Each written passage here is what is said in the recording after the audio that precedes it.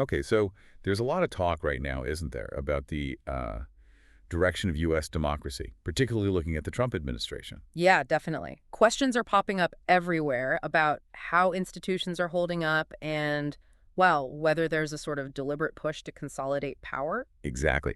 And we've been looking at this DW News report, and it raises some specific flags, things like, are allies getting special treatment while opponents face hurdles? Right. And it kind of hinges on the sheer amount of power the executive branch actually holds. I mean, it's necessary for governing, obviously. Sure, you needed to get things done. But it also carries this risk, doesn't it? If it starts being used to consistently help one group and maybe hinder another, that potential imbalance is what's really being scrutinized. Yeah, absolutely. And the DW report gives some pretty stark examples, like that situation with the deportation of alleged Venezuelan gang members. Oh, right, where a judge had ordered something different. Exactly. And when you see things like that, it really brings up serious questions about, constitutional lines being crossed. Hmm. But it's not just those big headline things, is it? It's this broader idea, this worry that maybe the administration is using its power almost like a carrot and stick, rewarding supporters and, well, punishing enemies. And if you look around, I mean, this isn't a totally unique playbook, is it?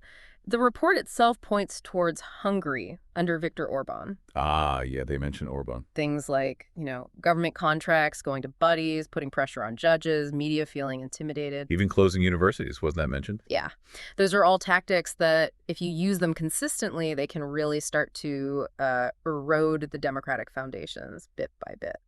And the suggestion in the DW report is that we're seeing, well, maybe not identical things, but certainly echoes or allegations of similar moves in the U.S. Like what specifically? Yeah. Well, think about Elon Musk, right?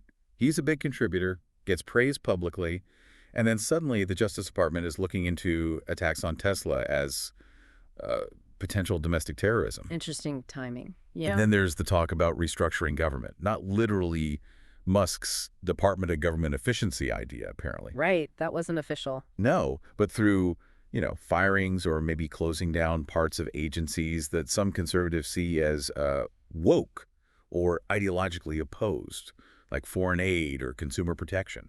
Which brings up that tricky question of intent versus outcome, doesn't it? I mean, restructuring can be about efficiency, Of course. but if it consistently seems to hit agencies or groups seen as dissenting voices, well, it starts to look like political targeting. And that can definitely have a chilling effect inside government. And it extends beyond government itself. The report mentions the admin's relationship with the media, that whole enemy of the people stuff, Yeah, that rhetoric has been consistent. and Trump actually suing ABC News. Even the Washington Post deciding not to endorse Kamala Harris gets brought up, Yeah. sort of suggesting this climate of pressure. A chilling effect there, too, potentially. Potentially. And then universities. The report talks about increased scrutiny, especially places like Columbia, threats about pulling medical research funding if they don't meet certain policy demands. That's a huge lever to pull funding. It really is. Yeah. And Columbia reportedly giving in on some points. Well, you can bet other universities are watching that very closely. So what you're seeing, according to the report, is this kind of multi-pronged thing using money, law, rhetoric Yeah. to exert influence across different sectors. And the message, whether it's spoken out loud or just implied, seems to be play along, get benefits, oppose, face downsides. Which naturally can stifle dissent, independent thought, all those things. Exactly. Okay, so this brings us squarely to the DW News interview with Professor Jason Stanley. He's a philosophy professor, written books like How Fascism Works. Right. He's a well-known voice on these topics. And he dives into one specific, really contentious issue: the administration threatening to pull university funding over anti-Semitism. The stated reason being ostensibly to protect Jewish people in America. Right, but Stanley offers a really different take based on his own experiences at Yale. Okay, what did he find? Well, he says he asked his Jewish students if they knew other Jewish students involved in the anti-war protests, the encampments. Uh-huh. And apparently the vast majority said yes, they did. So his argument is that the administration is creating this false divide A divide between. between what they frame as good Jews, maybe right-wing pro-Israel, and bad Jews, which would include people like him and, he says, many of his students who are critical of Israel's actions in Gaza. Wow, that's a strong claim. So he's saying the administration is defining who counts as a good Jew based on their politics regarding Israel. That seems to be his argument. And he takes it further. He says they're tapping into, quote, dangerous anti-Semitic stereotypes. The old trope about American Jews secretly controlling institutions.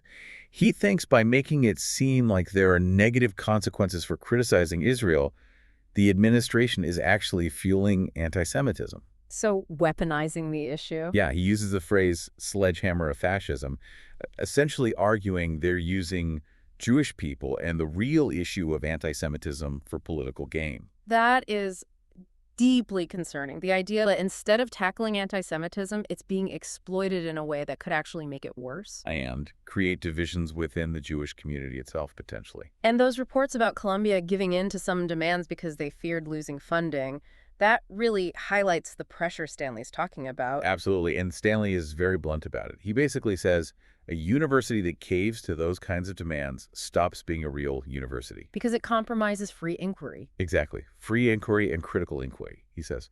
He argues that protesting U.S. military support for Israel is, legitimate political speech in America. So deporting students for that kind of criticism. He calls it authoritarian, plain and simple. And he urges universities and other democratic institutions to sort of band together and defend democracy. It really underscores how vital universities are as spaces for difficult conversations, even dissenting ones, if money gets tied to silencing certain views. It cuts right to the core of what they're supposed to do. Yeah. And, Stanley's own actions seem to back this up. He's actually leaving Yale, where he's been for a long time. Oh, really? Where's he going? University of Toronto. But he says it's not because he's personally afraid. He actually gives Yale credit for protecting scholars, unlike, he implies, Columbia. Okay, so why leave then, if Yale is supportive? His main reason, he says, is concern for colleagues who aren't citizens, people who might feel they can't speak freely about politics because of visa worries. Ah, the precarity of non-citizens. Yeah, and international students may be having trouble at the border. So his move is tied to this new center they're setting up in Toronto. A center for what? For defending democracy, is how he puts it. The plan is to bring in journalists from authoritarian countries, he specifically mentions Russia and the U.S., and train them. Including the U.S. in that list is quite a statement. It is. He even jokes, sort of, that Canadian universities might benefit from the pressure U.S. universities are under. An academic brain drain. Potentially. And he poses the devil's advocate question himself. Why not stay and fight at Yale? Yeah, well, why leave the place you know?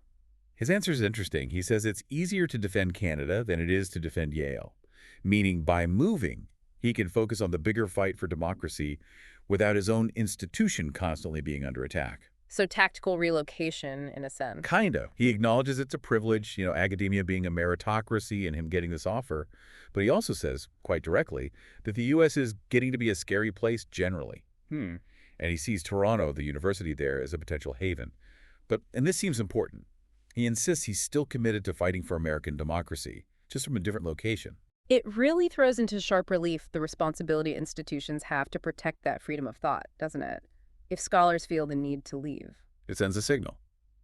And finally, the interview touches, just briefly, on the personal side for him, his family. Understandably, yeah. He doesn't want to go into detail, but he mentions he's black and Jewish, his kids are black and Jewish. Okay. And he's worried about rising anti-Semitism, especially how it's being used, as he sees it, as a political weapon against universities. And the DEI connection. Yeah, he brings that up too. He sees the attacks on diversity, equity, and inclusion initiatives as, effectively, attacks on black people getting into positions of power. So, multiple layers of concern there. Right, and ultimately, he says he just wants his kids to be able to thrive without being attacked for who they are or having their history erased. That personal angle really drives home the potential human cost of these political and social trends he's describing. It really does.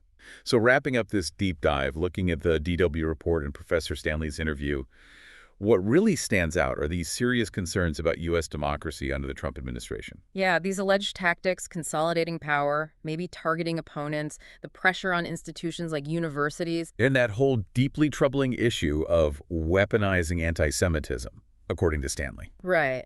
And his core point seems to be about the danger of what he terms far-right authoritarianism. Forget the specific label for a second, he says. Yeah, he thinks the label debate is a waste of time. His focus is on the actions and their impact on basic principles, free inquiry, academic freedom, and how marginalized groups are treated, the rhetoric used against them. Which leaves us, and you listening, with a pretty big question to chew on, doesn't it? What's that? Well, considering everything we've just talked about, this alleged power consolidation, the institutional pressures, how sensitive issues are being deployed, what are the actual long-term effects on democracy and academic freedom here in the U.S., regardless of what we call these trends? And maybe even more pointedly, what's our responsibility? As individuals, as parts of institutions, what role do we play or should we play in protecting those core principles when they seem to be under challenge?